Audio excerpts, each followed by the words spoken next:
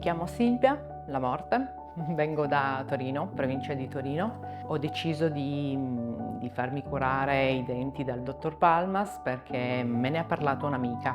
Io avevo una bocca abbastanza problematica, ho affrontato diverse cure in Italia, ho speso tanti soldi, però ahimè, come penso molti, mi sono ritrovata a spendere tanti soldi ma non avere mai la bocca completamente sistemata.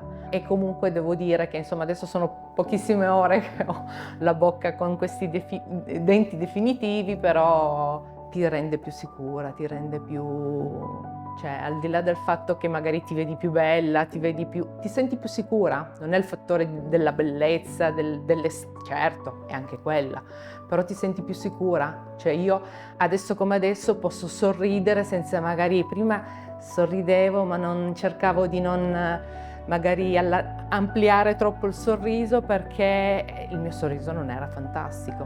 Quindi sì, adesso posso dire che per me è fantastico. Però il protesista forse che è quello con cui ho avuto più a che fare, fantastico. Adesso molto, tanto, nel senso che prima appunto lo misuravo il mio sorriso, perché insomma quando io mi guardavo allo specchio ero consapevole di non avere un sorriso perfetto, perciò quando uno sa di non avere una bella dentatura, oh, mamma mia, o mette una mano davanti o comunque cerca di sorridere con gli occhi, insomma di non ampliare troppo il sorriso.